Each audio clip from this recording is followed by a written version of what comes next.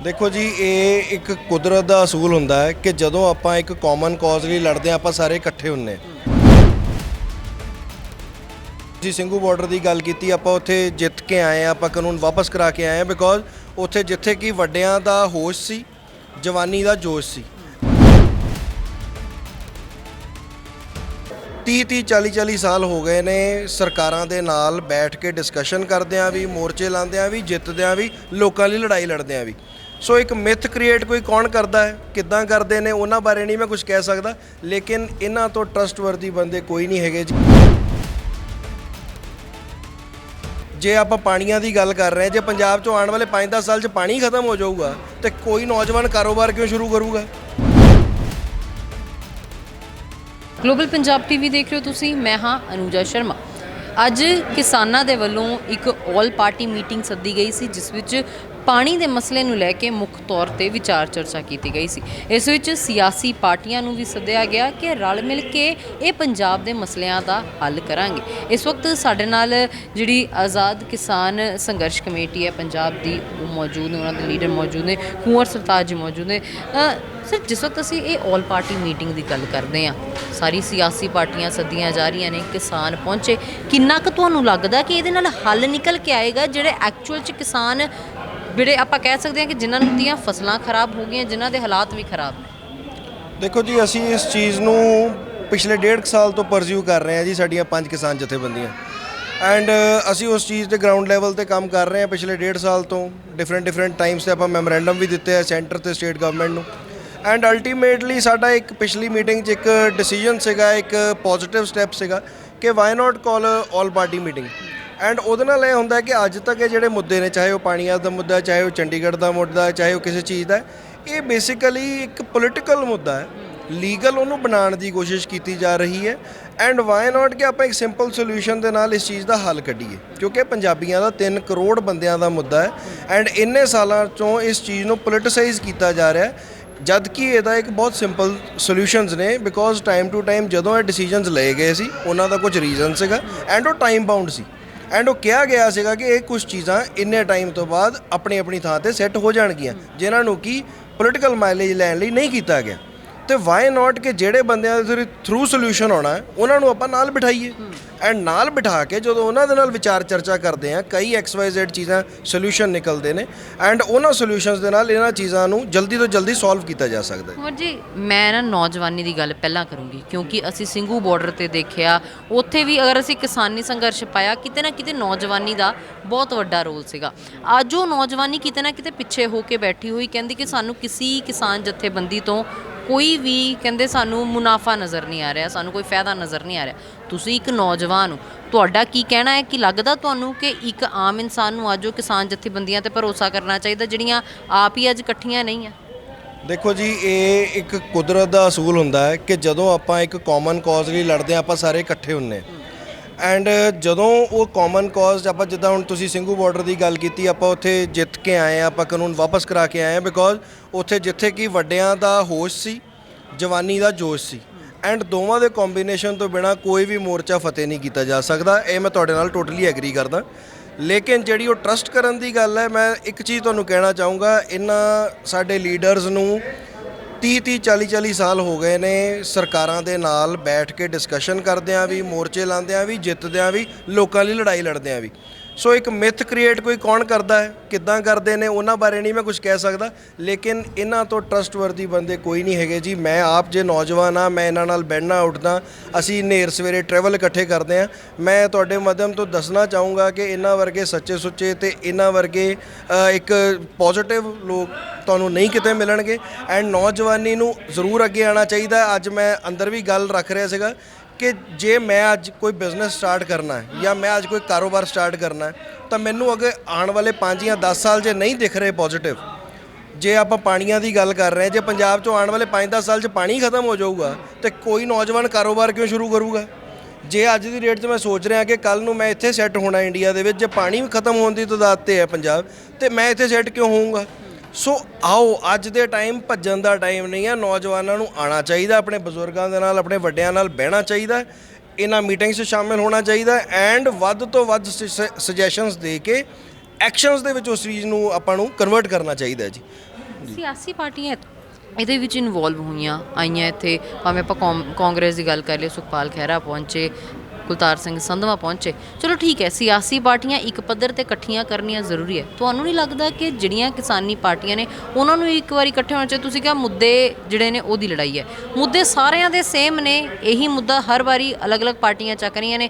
ਕੋਈ ਕਹਿੰਦਾ ਅਸੀਂ ਮੰਤਰੀਆਂ ਦੇ ਘਰ ਘੇਰਾਂਗੇ, ਕੋਈ ਕਹਿੰਦਾ ਗਵਰਨਰ ਹਾਊਸ ਜਾਵਾਂਗੇ, ਤੇ 1 ਨਵੰਬਰ ਦੇ ਵਿੱਚ ਹੋਰ ਦਿੱਤਾ ਹੋਇਆ ਕਿ ਅਸੀਂ ਨਵੰਬਰ ਦੇ ਵਿੱਚ ਦੁਬਾਰਾ ਦਿੱਲੀ ਜਾਵਾਂਗੇ। ਇਹ ਲੱਗਦਾ ਕੱਲੀਆਂ ਪਾਰਟੀਆਂ ਪੰਜਾਬ ਨੂੰ ਇਨਸਾਫ ਦਿਵਾ ਪਾਉਣਗੀਆਂ? 2020 ਵਾਲੇ ਅੰਦੋਲਨ ਤੋਂ ਪਹਿਲਾਂ ਵੀ ਕੁਝ ਇਦਾਂ ਦਾ ਹੀ ਸੀਗਾ, ਤੇ ਅਲਟੀਮੇਟਲੀ ਆਪਾਂ ਨਵੰਬਰ 'ਚ ਸਾਰੇ ਇਕੱਠੇ ਹੋ ਗਏ ਸੀ। ਅੱਜ ਵੀ ਹਜੇ ਸਪਟੈਂਬਰ ਚੱਲ ਰਿਹਾ, ਨਵੰਬਰ 'ਚ ਸਾਡਾ ਏਜੰਡਾ ਹੈ ਜੀ। ਐਂਡ ਅੱਜ ਜੇ ਚਲੋ ਹੁਣ ਮੈਂ ਜੇ ਗੱਲ ਕਰਾਂ ਤਾਂ ਇਸ ਮੀਟਿੰਗ ਦੇ ਵਿੱਚ ਕੁਝ ਹੋਰ ਜਥੇਬੰਦੀਆਂ ਦੇ ਨੁਮਾਇੰਦੇ ਵੀ ਸਾਈਡਸ ਤੇ ਬੈਠੇ ਹੋਏ ਸੀ, ਜੋ ਕਿ ਇੱਕ ਬਹੁਤ ਪੋਜ਼ਿਟਿਵ ਰੋਲ ਸੀ। ਅਸੀਂ ਸਾਰਿਆਂ ਨੇ ਇਕੱਠੇ ਹੋ ਕੇ ਹੀ ਅੰਦੋਲਨ ਲੜਿਆ। ਸੋ ਮੈਂ ਤਾਂ ਬਹੁਤ ਖੁਸ਼ ਹੋਇਆ ਪਰਸਨਲੀ ਕਿ ਸਾਡੇ ਵੀਰ ਆਏ ਨੇ। ਐਂਡ ਤੁਸੀਂ ਬਹੁਤ ਜਲਦੀ ਦੇਖੋਗੇ ਬਾਕੀ ਜਥੇਬੰਦੀਆਂ ਵੀ ਸਾਡੇ ਨਾਲ, ਜਿੱਦਾਂ ਰਾਜੇਵਾਲ ਸਾਹਿਬ ਨੇ ਕਿਹਾ, ਅਸੀਂ ਕਿਸੇ ਦੇ ਵਿਰੋਧ 'ਚ ਨਹੀਂ, ਅਸੀਂ ਸਾਰਿਆਂ ਲਈ ਪੋਜ਼ਿਟਿਵ ਹਾਂ। ਤੁਸੀਂ ਜਲਦੀ ਦੇਖੋਗੇ ਹੋਰ ਸਾਡੇ ਵੀਰ ਭਰਾ ਵੀ ਇਕੱਠੇ ਆ ਕੇ ਆਪਾਂ ਇਕੱਠੇ ਇਸ ਚੀਜ਼ ਨੂੰ ਅੱਗੇ ਪਰਸਿਊ ਕਰਾਂਗੇ। ਅਮੂਮਨ ਤੌਰ ਤੇ ਅਸੀਂ ਜਲੰਧਰ ਮਿਲਦੇ ਹੁੰਦੇ ਆ, ਜਿਸ ਵਕਤ ਅਸੀਂ ਕੋਵਿਡ ਦੇ ਦੌਰਾਨ ਵੀ ਤੁਹਾਡੇ ਨਾਲ ਗੱਲਬਾਤ ਕੀਤੀ, ਉਸ ਤੋਂ ਇਲਾਵਾ ਜਿਸ ਕਿਸਾਨੀ ਧਰਨੇ ਲੱਗੇ ਤਦ ਵੀ ਕੀਤੀ। ਲੇਕਿਨ ਇੱਕ ਮਸਲਾ ਜਲੰਧਰ ਵਾਲ ਦਾ, ਫਗਵਾੜੇ ਵਾਲ ਦਾ ਜਿਹੜਾ ਸਭ ਤੋਂ ਵੱਡਾ ਹੈ ਕਿ ਗੰਨੇ ਦਾ ਬਕਾਇਆ ਜਿਹੜਾ ਆ ਉਹ ਹਾਲੇ ਵੀ ਪੈਂਡਿੰਗ ਹੈ। ਲੱਗਦਾ ਕਿ ਉਹਦੇ ਲਈ ਹੁਣ ਕਿਸਾਨਾਂ ਨੂੰ ਜਿਹੜਾ ਇਕੱਠੇ ਹੋਣਾ ਚਾਹੀਦਾ, ਉਹਦੇ ਵਾਸਤੇ ਵੀ ਉਤਰਨਾ ਚਾਹੀਦਾ, ਕਿਉਂਕਿ ਉਹ ਰਕਮ ਬਹੁਤ ਵੱਡੀ ਹੈ। ਔਰ ਉਹ ਕਿਸਾਨ ਜਿਨ੍ਹਾਂ ਦੀ ਉਹ ਰਕਮ ਪਈ ਹੋਈ ਹੈ, ਉਹਨਾਂ ਦੇ ਵਿੱਚ ਉਹ ਵੀ ਕਿਸਾਨ ਨੇ ਜਿਹੜੇ ਇਸ ਵਕਤ 2-2 ਟਾਈਮ ਦੀ ਰੋਟੀ ਦੇ ਵਾਸਤੇ ਮੁਹਤਾਜ ਨੇ। ਬਿਲਕੁਲ ਜੀ। ਇਹ ਜਦੋਂ ਲਾਸਟ ਡਿਊਰੇਸ਼ਨ ਸੀਗੀ ਹੈ ਪਿਛਲੇ ਚੰਨੀ ਗਵਰਨਮੈਂਟ ਦੀ ਵੀ, ਉਦੋਂ ਵੀ ਗੰਨੇ ਦਾ ਬੜਾ ਵੱਡਾ ਅੰਦੋਲਨ ਆਪਾਂ ਸਟਾਰਟ ਕੀਤਾ ਸੀਗਾ ਜਲੰਧਰ ਨੈਸ਼ਨਲ ਹਾਈਵੇ 'ਤੇ। ਐਂਡ ਉਹਦੇ ਵਿੱਚ ਉਹਨਾਂ ਨੇ ਸੋਲਿਊਸ਼ਨ ਕੱਢਿਆ, ਕਿਤੇ ਨਾ ਕਿਤੇ ਟੇਬਲ 'ਤੇ ਉਹ ਚੀਜ਼ ਨੂੰ ਮੰਨੇ। ਲੇਕਿਨ ਸਮਟਾਈਮਸ ਕਹਿਣੀ ਤੇ ਕਥਨੀ ਦੇ ਵਿੱਚ ਫਰਕ ਰਹਿ ਜਾਂਦਾ ਹੈ ਜੀ। ਸੋ ਇਸ ਚੀਜ਼ ਦਾ ਵੀ ਬੈਕ ਐਂਡ 'ਤੇ ਮੀਟਿੰਗਸ ਚੱਲ ਰਹੀਆਂ ਨੇ, ਕਿਉਂਕਿ ਸਾਡੇ ਵੀਰ ਭਰਾ ਨੇ ਗੰਨਾ ਬੀਜਣ ਵਾਲੇ ਵੀ। ਐਂਡ ਜਿਹੜੀ ਮਾਝਾ ਬੈਲਟ ਹੈ ਤੇ ਦੁਆਬੇ ਦੇ ਵਿੱਚ ਇਹ ਚੀਜ਼ ਦੇ ਵਿੱਚ ਗੰਨੇ ਦਾ ਬਹੁਤ ਜ਼ਿਆਦਾ ਇੱਕ ਪ੍ਰੋਡਕਸ਼ਨ ਹੁੰਦੀ ਹੈ। ਸੋ ਆਪਾਂ ਇਹਨਾਂ ਦੇ ਮੁੱਦੇ 'ਤੇ ਵੀ ਮਿਲ ਓਨਰਸ ਦੇ ਨਾਲ, ਸਰਕਾਰ ਦੇ ਨਾਲ, ਨੋ ਮੈਟਰ ਉਹ ਕਿਸ ਰੇਸ਼ੋ ਦੇ ਵਿੱਚ ਫਾਰਮਰ ਨੂੰ ਉਸ ਚੀਜ਼ ਲਈ ਕੰਪਨਸੇਟ ਕਰਦੇ ਨੇ। ਬਟ ਹਾਂ, ਇਹ ਸਾਡਾ ਏਜੰਡਾ ਹੈਗਾ ਜੀ। ਐਂਡ ਬਹੁਤ ਜਲਦੀ ਜਦੋਂ ਸਾਡੇ ਪ੍ਰਧਾਨ ਜੀ ਹੁਕਮ ਲਾਣਗੇ, ਅਸੀਂ ਉਹਨਾਂ ਦੇ ਮੂਹਰੇ ਗੱਲ ਰੱਖੀ ਦੀ ਹੈ। ਜਦੋਂ ਸਰਦਾਰ ਹਰਜਿੰਦਰ ਸਿੰਘ ਟਾਂਡਾ ਸਾਡੇ ਪ੍ਰਧਾਨ ਜੀ ਨੇ, ਜਦੋਂ ਉਹ ਕਹਿਣਗੇ ਆਪਾਂ ਇਸ ਚੀਜ਼ ਲਈ ਵੀ ਪਰਸਿਊ ਕਰਾਂਗੇ ਜੀ। ਇੱਕ ਚੀਜ਼ ਆਉਂਦੀ ਹੈ, ਜਿਸ ਵਕਤ ਅਸੀਂ ਇਹ ਸਾਰੀ ਚੀਜ਼ਾਂ ਦੇਖਦੇ ਹਾਂ, ਤਸਵੀਰਾਂ ਦੇਖਦੇ ਹਾਂ ਹਰ ਰੋਜ਼, ਜਿਸ ਵਕਤ ਕਿਸਾਨੀ ਅੰਦੋਲਨ ਦੀ ਜਾਂ ਕਿਸਾਨੀ ਹੁਣ ਜਿਹੜੀਆਂ ਮੀਟਿੰਗਾਂ ਚੱਲ ਰਹੀਆਂ ਨੇ ਉਹਨਾਂ ਦੀਆਂ, ਉਹ ਤਸਵੀਰਾਂ ਦੇ ਵਿੱਚ ਅੱਜ ਸਿਰਫ ਬਜ਼ੁਰਗ ਬੈਠੇ ਦਿਖਾਈ ਦਿੰਦੇ ਨੇ, ਜਿੰਨੇ ਵੀ ਸੀਨੀਅਰ ਲੀਡਰ ਨੇ, ਜਿਨ੍ਹਾਂ ਤੁਸੀਂ ਕਿਹਾ ਕਿ 40-40 ਸਾਲ ਦਾ ਤਜਰਬਾ ਆ ਸਰਕਾਰਾਂ ਦੇ ਨਾਲ ਲੜਨ ਦਾ। ਤੁਹਾਨੂੰ ਨਹੀਂ ਲੱਗਦਾ ਕਿ ਹੁਣ ਇੱਕ ਸਮਾਂ ਇਹ ਵੀ ਹੈ ਕਿ ਜਿਹੜੀ ਨੌਜਵਾਨੀ ਹੈ ਉਹਨਾਂ ਨੂੰ ਇਕੱਠੇ ਹੋ ਕੇ, ਤੁਹਾਡੇ ਵਰਗੇ ਹੋ ਗਏ, ਰਵਨੀਤ ਬਰਾੜ ਵਰਗੇ ਹੋ ਗਏ, ਇਹਨਾਂ ਸਾਰਿਆਂ ਨੂੰ ਇਕੱਠੇ ਹੋ ਕੇ ਇੱਕ ਥਾਂ ਤੇ ਆ ਕੇ ਨੌਜਵਾਨਾਂ ਦੇ ਲਈ ਇੱਕ ਜਥੇਬੰਦੀ ਬਣਾਉਣੀ ਚਾਹੀਦੀ ਕਿ ਬਈ ਨਵੀਂ ਪੀੜ੍ਹੀ ਵੀ ਕਿਸਾਨ ਹੈ, ਨਵੀਂ ਪੀੜ੍ਹੀ ਵੀ ਕਿਸਾਨਾਂ ਦੇ ਮਸਲੇ ਜਾਣਦੀ ਹੈ? ਦੇਖੋ, ਮੈਂ ਇਸ ਚੀਜ਼ ਦਾ ਸੋਲਿਊਸ਼ਨ ਇਹ ਕੱਢਦਾ, ਜਦੋਂ ਕਈ ਵਾਰੀ ਗੱਲ ਵੀ ਹੁੰਦੀ ਹੈ ਕਿ ਨਵੀਂ ਜਥੇਬੰਦੀ ਨਹੀਂ, ਆਲਰੇਡੀ ਬਹੁਤ ਨੇ ਜਥੇਬੰਦੀਆਂ, ਇਹੀ ਰਹਿਣ ਐਂਡ ਸਿਆਣੇ ਲੀਡਰਾਂ ਦੇ ਅੰਡਰ ਹੀ ਰਹਿਣ। ਹਾਂ, ਉਹਨਾਂ ਦੇ ਯੂਥ ਵਿੰਗਸ ਬਣਨ, ਸਾਡੀ ਦਾ ਬਣਿਆ ਹੋਇਆ, I am heading that. And ਮੈਨੂੰ ਸੀਨੀਅਰ ਲੀਡਰਸ਼ਿਪ ਤੋਂ ਬਹੁਤ ਸਪੋਰਟ ਮਿਲਦੀ ਹੈ, ਤੇ ਮੈਂ ਬਾਕੀ ਲੀਡਰਸ਼ਿਪ ਦੇ ਮੋਰੇ ਵੀ, ਜਿਹੜੀ ਸੀਨੀਅਰ ਲੀਡਰਸ਼ਿਪ ਹੈ ਉਹਨਾਂ ਮੋਰੇ ਵੀ ਇਹ ਰਿਕੁਐਸਟ ਕਰੂੰਗਾ ਕਿ ਯੂਥ ਲੀਡਰਸ ਨੂੰ ਜ਼ਰੂਰ ਪ੍ਰਮੋਟ ਕਰੋ, ਉਹਨਾਂ ਨੂੰ ਬਰਾਬਰ ਮੀਟਿੰਗਸ ਦੇ ਵਿੱਚ ਬਿਠਾਓ, ਉਹਨਾਂ ਦੀ ਗੱਲ ਸੁਣੀ ਜਾਵੇ। ਐਂਡ ਉਹਨਾਂ ਦੇ ਜਦੋਂ ਵਿਚਾਰਧਾਰਾ ਆਉਂਦੀ ਹੈ ਤੇ ਉਹਨਾਂ ਦੀ ਗੱਲ ਸੁਣ ਕੇ ਅੱਗੇ 10 ਜਣੇ ਹੋਰ ਤੁਹਾਡੇ ਨਾਲ ਜੁੜਦੇ ਨੇ। ਸੋ ਤੁਹਾਡੇ ਸੁਜੈਸ਼ਨ ਬਿਲਕੁਲ ਠੀਕ ਹੈ। ਇਸ ਚੀਜ਼ 'ਤੇ ਆਲਰੇਡੀ ਵਰਕਆਊਟ ਵੀ ਚੱਲ ਰਿਹਾ। ਮੋਸਟਲੀ ਜਿਹੜੀਆਂ ਜਥੇਬੰਦੀਆਂ ਨੇ ਉਹਨਾਂ ਦੇ ਯੂਥ ਵਿੰਗਸ ਹੈਗੇ ਨੇ, ਪਰ ਉਹਨਾਂ ਨੂੰ ਹੋਰ ਐਕਟਿਵ ਹੋਣ ਦੀ ਲੋੜ ਹੈ। ਐਂਡ ਜਦੋਂ ਯੂਥ ਆ ਕੇ ਆਪਣੀ ਗੱਲ, ਉਹਨਾਂ ਨੂੰ ਸਿਰਫ ਹੁੰਦਾ ਕਿ ਸਾਡੀ ਗੱਲ ਸੁਣੀ ਜਾਵੇ। ਜਦੋਂ ਆਪਾਂ ਘਰ ਵੀ ਬੱਚੇ ਦੀ ਗੱਲ ਸੁਣਦੇ ਹਾਂ, ਬੱਚਾ ਪੇਰੈਂਟਸ ਦੇ ਹੋਰ ਕਲੋਜ਼ ਹੁੰਦਾ। ਸੋ ਇੱਥੇ ਵੀ ਇੱਦਾਂ ਹੀ ਹੈ, ਜਿੰਨੀ ਜ਼ਿਆਦਾ ਆਪਾਂ ਆਪਣੇ ਲੀਡਰਸ ਦੀ ਗੱਲ ਸੁਣਾਂਗੇ, ਯੰਗ ਲੀਡਰਸ ਦੀ, ਉਹਨੇ ਸਾਡੇ ਨਾਲ ਕਨੈਕਟਡ ਹੋਣਗੇ ਐਂਡ ਉਹਨਾਂ ਦੀ ਗਿਣਤੀ ਇਹੋ ਜਿਹੀਆਂ ਮੀਟਿੰਗਾਂ ਦੇ ਵਿੱਚ ਹੋਰ ਵਧੇਗੀ। ਇਸ ਤੋਂ ਇਲਾਵਾ ਅੱਜ ਦੀ ਮੀਟਿੰਗ ਦੇ ਵਿੱਚ ਕੀ ਫੈਸਲਾ ਲਿਆ ਗਿਆ? ਕਿਉਂਕਿ ਅੱਜ ਤਾਂ 2 ਤੋਂ 3 ਜਿਹੜੀਆਂ ਸਰਕਾਰੀ ਪਾਰਟੀਆਂ ਨੇ ਉਹਨਾਂ ਦੇ ਵੱਲੋਂ ਹੀ ਆਪਣੀ ਸ਼ਮੂਲੀਅਤ ਦਰਜ ਕਰਵਾਈ ਗਈ। ਹੁਣ ਇਸ ਤੋਂ ਬਾਅਦ ਵੀ ਕੋਈ ਮੀਟਿੰਗ ਹੋਏਗੀ? ਕੀ ਹੋਰ ਫੈਸਲੇ ਲਏ ਗਏ ਨੇ ਅੱਜ ਦੀ ਮੀਟਿੰਗ 'ਚ? ਇਸ ਤੋਂ ਬਾਅਦ ਜੀ ਸਾਡੇ ਜਿਹੜੇ ਲੀਡਰਸ ਨੇ 5 ਕਿਸਾਨ ਜਥੇਬੰਦੀਆਂ ਦੇ ਆਪਸ 'ਚ ਮੀਟਿੰਗ ਕਰਨਗੇ। ਫਿਰ ਨੈਕਸਟ ਮੀਟਿੰਗ ਇਹਨਾਂ ਨਾਲ ਕਦੋਂ, ਕਿੱਥੇ ਤੇ ਕਿਸ ਟੌਪਿਕ 'ਤੇ ਕਰਨੀ ਹੈ ਉਹ ਡਿਸਾਈਡ ਹੋਏਗਾ। ਐਂਡ ਜਦੋਂ ਉਹ ਚੀਜ਼ ਡਿਸਾਈਡ ਹੋ ਜਾਊਗੀ ਫਾਈਨਲ, ਤੇ ਉਸ ਨੂੰ ਇੱਕ ਪੈਨਲ ਦੇ ਰੂਪ ਚ ਡੀਲ ਕਰਨਾ ਹੈ ਜਾਂ ਫੁੱਲ ਫਲੇਜਡ ਇਦਾਂ ਮੀਟਿੰਗ ਕਰਨੀ ਹੈ, ਉਹ ਇੱਕ ਡਿਸੀਜਨ ਹੋਏਗਾ। ਐਂਡ ਅਲਟੀਮੇਟਲੀ ਫਿਰ ਕੋਰਸ ਆਫ ਐਕਸ਼ਨ ਕੀ ਹੋਊਗਾ ਉਹ ਰਾਜੇਵਾਲ ਸਾਹਿਬ ਤੇ ਬਾਕੀ ਜਿਹੜੇ ਲੀਡਰਸ਼ਿਪ ਹੈ ਉਹ ਸਾਰੀ ਡਿਸਾਈਡ ਕਰਕੇ ਤੁਹਾਡੇ ਮੂਹਰੇ ਰੱਖ ਦੇਗੀ ਜੀ। ਅੱਜ ਸਪੀਕਰ ਸਾਹਿਬ ਆਏ ਸੀਗੇ, ਸਪੀਕਰ ਸਾਹਿਬ ਮੌਜੂਦਾ ਸਰਕਾਰ ਦੇ ਵਿੱਚ ਨੇ ਔਰ ਲੱਗਦਾ ਕਿ ਜਿਹੜੀਆਂ ਗੱਲਾਂ ਉਹਨਾਂ ਦੇ ਵੱਲੋਂ ਕੀਤੀਆਂ ਗਈਆਂ ਨੇ ਉਹਨਾਂ ਦੇ ਨਾਲ ਸੈਟੀਸਫਾਈ ਹੋ, ਜਿਹੜੀਆਂ ਉਹਨਾਂ ਨੇ ਸੁਝਾਅ ਦਿੱਤੇ ਨੇ ਉਹ ਤੁਹਾਨੂੰ ਚੰਗੇ ਲੱਗੇ ਨੇ? ਦੇਖੋ ਸਪੀਕਰ ਸਾਹਿਬ ਦਾ ਪੋਲੀਟੀਕਲ ਕਰੀਅਰ ਬਹੁਤ ਵੱਡਾ ਹੈ ਜੀ, ਐਂਡ ਉਹਨਾਂ ਵੱਲੋਂ ਦਿੱਤੇ ਵਿਚਾਰਾਂ ਦੀ ਆਪਾਂ ਪੂਰੀ ਰਿਸਪੈਕਟ ਕਰਦੇ ਹਾਂ। ਅੱਜ ਤੁਸੀਂ ਦੇਖਿਆ ਹੋਵੇਗਾ ਕਿ ਉਹ ਸਾਡੇ ਕਿਸਾਨੀ ਰੰਗ ਦੀ ਹੀ ਟਰਬਨ ਵੀ ਬਣ ਕੇ ਆਏ ਸੀ, ਐਂਡ ਉਹ ਪੋਲੀਟੀਕਲ ਹੋਣ ਦੇ ਨਾਲ ਨਾਲ ਐਗਰੀਕਲਚਰ ਬੈਕਗਰਾਊਂਡ ਤੋਂ ਵੀ ਨੇ। ਐਂਡ ਜਿੱਥੇ ਉਹਨਾਂ ਦਾ ਜੋ ਸਟੈਚਰ ਹੈ, ਜੋ ਉਹਨਾਂ ਦੀ ਪੋਜੀਸ਼ਨ ਹੈ, ਉੱਥੇ ਰਹਿ ਕੇ ਉਹਨਾਂ ਦਾ ਇੰਨਾ ਕਿਹਾ ਵੀ ਬਹੁਤ ਹੈ। ਸੋ ਆਪਾਂ ਨੂੰ ਇਹ ਸਮਝ ਜਾਣਾ ਚਾਹੀਦਾ ਵੀ ਸ਼ੁੱਡ ਬੀ ਪੋਜ਼ਿਟਿਵ। ਜੇ ਆ ਕੇ ਉਹ ਬੈਠ ਗਏ ਨੇ ਇਹਦਾ ਮਤਲਬ ਹੈ ਉਹ ਪੰਜਾਬ ਹਮਾਇਤੀ ਨੇ ਐਂਡ ਕਿਸਾਨਾਂ ਦੇ ਨਾਲ ਖੜੇ ਨੇ।